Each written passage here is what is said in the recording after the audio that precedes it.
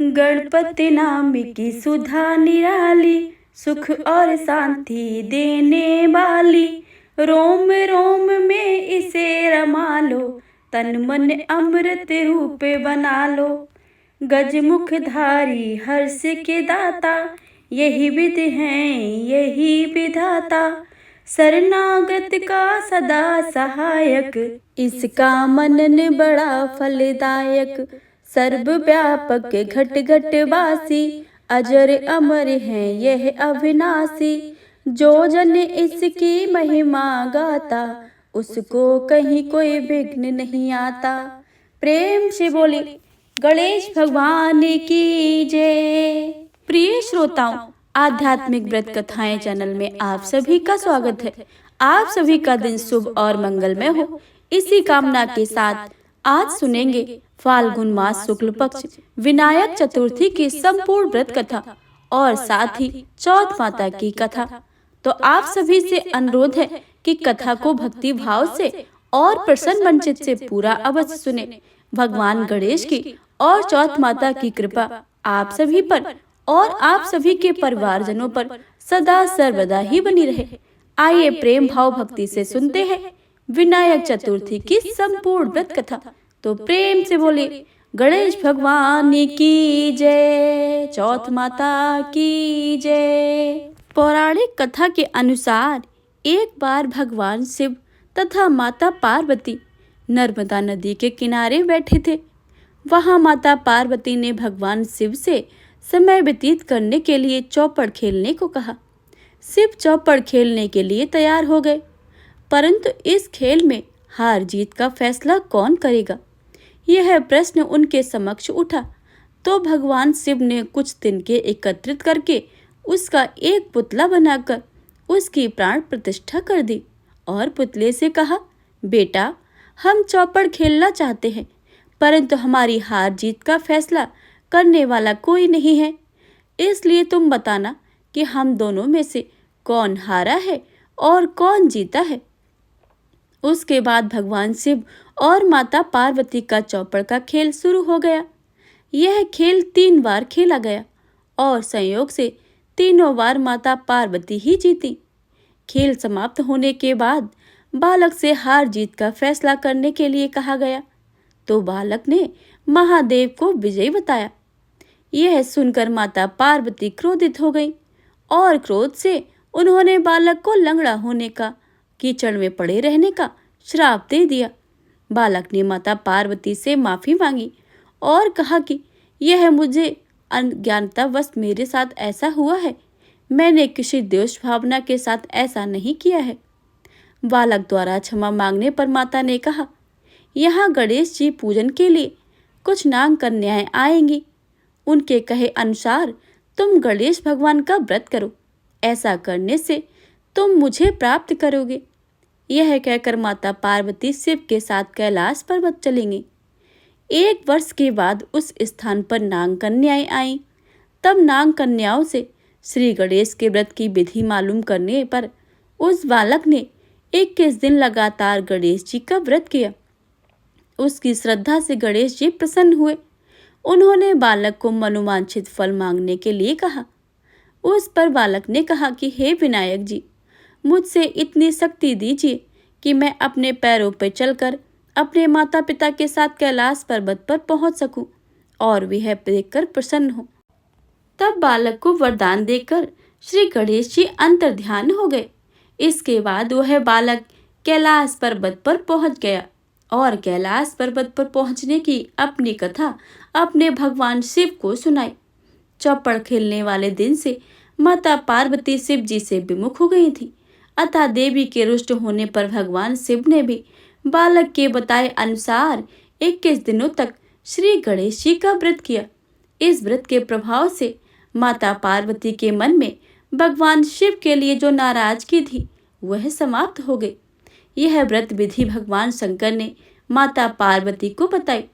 यह सुनकर माता पार्वती के मन में भी अपने पुत्र कार्तिकेय से मिलने की इच्छा जागृत हुई। तब माता पार्वती ने भी 21 दिन तक श्री गणेश जी का व्रत किया तथा दूर्वा फूल और लड्डुओं से गणेश जी का पूजन अर्चन किया। व्रत के 21वें दिन कार्तिकेय स्वयं माता पार्वती जी से मिलने आ गए। उस दिन से श्री गणेश चतुर्थी का यह व्रत समस्त मनोकामनाओं की पूर्ति करने वाला व्रत माना जाता है। इस व्रत को करने से मनुष्य के सभी संकट और कष्ट दूर होकर मनुष्य को समस्त सुख सुविधाएं प्राप्त होती हैं। तो प्रेम से बोलिए गणेश भगवान की जय। आइए भक्तों, सुनते हैं चौथ माता की कथा, क्योंकि चौथ माता की कथा को सुने बिना विनायक चतुर्थी का व्रत संपूर्ण नहीं माना जाता है। तो प्रेम से बोली श्री गणेश भगवान की जय, चौथ माता की जय। एक सेठ सेठानी थे, उनके एक बेटा और बहू थे। बहू सबको भोजन करा के फिर स्वयं भोजन करती थी। एक पड़ोसन ऐसी थी कि जो रोज पूछती थी कि बहू आज क्या बनाया खाया है। बहू कहती थी कि ठंडो बासी। एक दिन उसके पति ने ऐसा सुनकर विचार किया कि आज तो पकवान बनाए जाएं, फिर देखे कि मेरी पत्नी क्या कहती है। उसने तरह तरह के पकवान बनवाए और घर के सभी लोगों ने एक साथ बैठकर भोजन किया। आज भी पड़ोसन ने पूछा तो बहू ने कहा कि ठंडो बासी। सेठ के लड़के ने सोचा कि हो न हो कोई तो बात अवश्य ही होगी जिससे कि मेरी पत्नी ऐसा कहती है। उसने पत्नी से पूछा कि तुम रोज ठंडो बासी खाया ऐसा क्यों कहती हो, जबकि सबने अपने एक साथ बैठकर कई तरह के पकवान खाए हैं। उसकी पत्नी बोली, अपने जो खा रहे हैं वह माँ बाप की बूढ़े की कमाई है। जिस दिन आप कमा कर लाओगे उस दिन मैं समझूंगी कि ताजा भोजन कर रहे हैं। अब एक दिन लड़के ने माँ से कहा, माँ कि मैं एक बड़े शहर में कमाई करने जा रहा हूँ। माँ बोली, बेटा अपने पास तो इतना सारा धन है कि खाया नहीं खुटेगा। माँ के मना करने पर भी बेटे ने स्वयं कमाने का दृढ़ निश्चय कर लिया और जाते समय पत्नी से कहा कि मैं जब तक कमाकर बहुत सा धन लेकर ना आऊं तुम चूल्हे की आग मत बुझने देना। एक दिन चूल्हे की आग बुझ गई तो मन ही मन घबराने लगी, कहीं मेरे पति पर कोई संकट तो नहीं आन पड़ा। जल्दी से पड़ोस में आग जलाकर चूल्हे में रख दी। ऐसा विचार करके पड़ोस में गई। वहां पड़ोसन चौथ माता का व्रत पूजन कर रही थी। पड़ोसन ने कहा कि थोड़ी देर में आकर ले जाना। बहू ने पड़ोसन से पूछा कि आप यह व्रत क्यों करती हैं, इससे क्या मिलता है। पड़ोसन ने कहा, चौथ माता के इस व्रत को करने से अन्न लक्ष्मी मिले और अपनी मनोकामना पूरी हो। अब बहू भी चौथ माता का व्रत करने लगी। दीवार पर चौथ माता बनाई। उस दिन घी गुड़ का चूरमा बनाकर रात्रि को चंद्रमा को अर्घ देकर भोजन करती। ऐसा करते करते बहुत दिन बीत गए। चौथ माता ने उस बहू के पति को स्वप्न में दिया कि साहूकार का बेटा तू जागे कि सोवे, तेरी पत्नी तुझे बहुत याद कर रही है। घर जाकर उसकी चिंता मिटा दे। तू दुकान खोलकर कंकु केसर का पागल बन बैठ जाना। अब तेरा हिसाब किताब चुकता हो जाएगा। अब तो चौथ माता ने जैसा कहा था वैसा ही हुआ। उसने घर जाने की तैयारी की और गाड़ी भर के धन दौलत लेकर चल दिया। रास्ते में एक बड़ा सा काला नाग फन फैलाए बैठा हुआ था और कहने लगा, आज तो मैं तुझे ढसूंगा, छोड़ूंगा नहीं। आज तेरी आयु पूरी हो गई है। सेठ के लड़के ने कहा, आज चौथ माता ने मुझे सपना दिया है कि मैं पत्नी से मिलने घर जा रहा हूँ। वह मेरी पत्नी बहुत चिंतित हो रही है।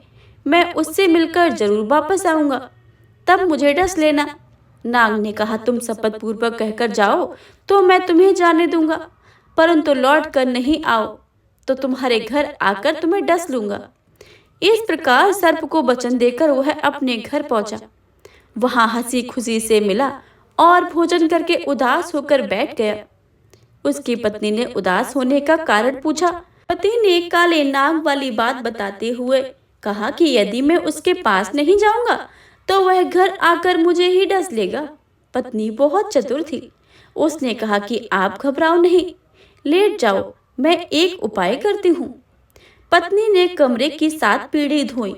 पहली पीढ़ी पर रेत, दूसरी पर इत्र, तीसरी पर गुलाल, चौथी पर कुंकर केसर, 5वीं पर लड्डू पेड़ा और छठी पर गादी गलीचा और 7वीं पीढ़ी पर दूध का कटोरा भरकर रख दिया। इस प्रकार वह साथ ही पीढ़ी सजाकर बैठ गई। आधी रात होते ही नाग आकर पीढ़ी चढ़ने लगा। पहली पीढ़ी पर रेत में लौट गया और कहने लगा कि सेठ की बहू ने आराम तो बहुत दिया है, पर बचनों से बनकर आया हूँ, सो डसूंगा अवश्य ही। इस प्रकार सातों पीढ़ियों पर नाग आराम करते हुए और कहता हुआ कि चला गया कि डसूंगा जरूर। कमरे में जाने ही वाला था कि चौथ माता ने विचार किया कि मैं इसे नहीं बचाऊंगी तो इस संसार में धर्म कर्म और व्रत पूजन कौन करेगा। अब तो गणेश जी, चंद्रमा जी और चौथ माता ने उसे बचाने का विचार किया। चंद्रमा ने उजाला किया, चौथ माता ढाल बन गई और गणेश जी ने तलवार लेकर नाग को मार दिया और ढाल से ढक दिया। अब बहू भी थकी हारी सो गई थी। दिन उगा तो लोग बेटे से मिलने आए, परंतु बेटा बहू तो उठे ही नहीं थे। बहुत देर हो गई थी। माँ ने उन्हें उठाने गई। माँ ने सातों पीढ़ियों पर जो कुछ देखा वह बहुत घबराई हुई और बेटा बहू को आवाज लगाई। बेटा बहू उठे तो देखा कि एक ढाल तलवार पड़ी है। अब ढाल तलवार उठाई तो वही नाग काला मरा हुआ पड़ा था। बेटा बहू ने सोचा कि आज तो धर्म कर्म ही आड़े आया है, जो भगवान गणेश जी और चौथ माता ने अपनी रक्षा की है। हे चौथ माता, आपने जैसे बेटे की और बहू की रक्षा की है, वैसी ही सबकी करना। बोलो चौथ माता की जय। हे चौथ माता, अपने भक्तों पर सदा अपनी कृपा बनाए रखना। प्रेम से बोले चौथ माता की जय। चौथ माता की अगली कहानी के अनुसार एक नगर में एक बूढ़ी माँ रहती थी। वह अपने बेटे की सलामती के लिए 12 महीने का चौथ का व्रत करती थी। हर चौथ को पंसारी से थोड़ा सा गुड़ और घी लाकर 4 लड्डू बनाती थी। एक बेटे को देती थी, एक से पूजा करती थी, एक हथकार के लिए निकालती थी और एक चांद उगने पर व्रत करके खुद खा लेती थी। एक बार उसका बेटा ताई से मिलने गया। ताई ने बैसाखी चौथ का व्रत रखा था। ताई से पूछा, माँ तो 12 चौथ करती है। ताई बोली, तेरी माँ तो तेरी कमाई से तरमाल खाने के लिए 12 चौथ का व्रत करती है। तू परदेश जाए तो वह एक भी चौथ नहीं करेगी। लड़के को लगा ताई सच कह रही है। घर आकर माँ से कहा, माँ मैं परदेश जा रहा हूँ, यहाँ तू मेरी कमाई खाने पीने में ही उड़ा देती है। माँ ने समझाकर रोकना चाहा, पर बेटा नहीं माना। माँ ने उसे साथ ले जाने के लिए चौथ माता की आंखें दे दी और कहा कि मुसीबत में ये आंखें तेरी मदद करेंगी। वह आंखें लेकर रवाना हो गया। घूमते हुए एक नगर में पहुंचा। उसने देखा कि एक बूढ़ी माँ रोती जा रही थी और पुए बनाते जा रही थी। उसने कारण पूछा तो बूढ़ी माँ ने कहा कि बेटा, इस नगर की पहाड़ी पर एक दैत्य रहता है। पहले वह नगर में आकर कई लोगों को खाने के लिए मार देता था। अब राजा हर घर से एक आदमी दैत्य के पास भेजता है और आज मेरे बेटे की बारी है, इसलिए मैं रो रही हूँ और उसे के लिए पुए भी बना रही हूँ। वह बोला कि तू पुए मुझे खिला दे, तेरे बेटे की जगह मैं चला जाऊंगा। बूढ़ी माँ ने खीर पुए उसे खिलाए। खा पी कर वह सो गया। रात को राजा के सैनिक आए तो बूढ़ी माँ ने उसे भेज दिया। दैत्य के सामने पहुंचने पर उसने चौथ माता की आंखें दैत्य की तरफ फेंक कर कहा, हे चौथ माता, यदि मेरी माँ मेरी सलामती के लिए व्रत करती है तो दैत्य का सिर कट जाए। तुरंत दैत्य का सिर कट गया। लड़का वापस आ गया। राजा ने उसे उपहार देकर विदा किया। चलते हुए दूसरे नगर के लिए पहुंचा। इस राज्य में आवा तभी पकता था जब एक इंसान की बलि दी जाती थी। सिपाहियों ने उसे पकड़कर आवे में चुन दिया। लड़के ने आंखें आवे में डाली और कहा कि हे चौथ माता, यदि मेरी माँ मेरे लिए व्रत करती है तो आवा मेरी बलि के बिना ही झट से पक जाए। आवा तुरंत ही पक गया। आवे में से मिट्टी की जगह सोने चांदी के बर्तन निकले। अंदर से लड़का बोला कि बर्तन धीरे धीरे निकालो, मुझे लग नहीं जाए। राजा ने उसे निकलवाया और पूछा कि इस आवे से तुम कैसे बच गए हो? लड़के ने कहा कि उसकी माँ चौथ माता का व्रत करती है, व्रत के कारण ही वह बच पाया है। राजा को विश्वास नहीं हुआ। उसने एक चांदी की सुराही मंगवाई और कहा कि नली से निकल कर दिखाओ, तभी मैं विश्वास होगा।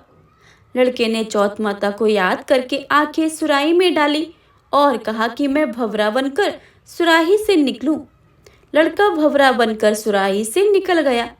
राजा में खुशी होकर राजकुमार की शादी उसके साथ करवाई और सभी लोगों को चौथ माता का व्रत करने को कहा। उसे माँ की याद आई। उसने राजा के पास जाकर खुद के नगर जाने की इच्छा जाहिर की। राजा ने रथ, घोड़ा, हाथी और खूब सारा दान दहेज देकर उन्हें विदा किया। चौथ के दिन उसने अपने नगर पहुंचा। वह अकेले पंसारी के यहाँ माँ का इंतजार करने लगा। सोचा है कि चौथ है, आज माता जरूर आएंगी। थोड़ी देर के बाद लकड़ी टेकती हुई माँ आती दिखी। बेटा माँ के चरणों में गिर पड़ा। कहा कि माँ, मैं तेरा बेटा हूँ, मुझे माफ कर दे। माँ ने उसे गले लगा लिया।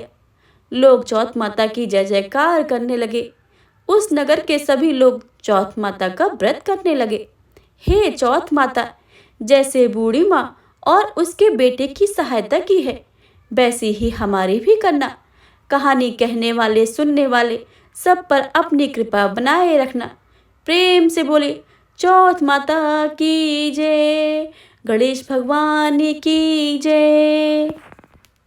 चौथ माता की तीसरी कथा के अनुसार एक ब्राह्मण था। उसके एक ही लड़का था। वह बहुत गरीब था। उसका लड़का राजा के यहाँ काम करता था, पर पैसे बहुत कम मिलते थे। खाना पीना मुश्किल से ही चल पाता था। संकट का त्योहार आया। ब्राह्मणी व्रत रखी। घर में कुछ नहीं था। उसने अपने बेटे से कहा कि जब राजा के यहाँ से काम करके चलना, तब थोड़े से तिल और गुड़ मांग लेना, जिससे हम पूजा तो कर लेंगे। लड़का राजा के यहाँ काम करने पहुंचा। दिन भर काम करने के बाद वह एक भंडार में घुस गया। भीतर से दरवाजा बंद कर लिया। वहां तो सारी चीजें भरी पड़ी थी, पर उसकी चोरी की आदत तो नहीं थी। ऐसा सोच रहा था कि चोरी करूं तो कैसे करूं।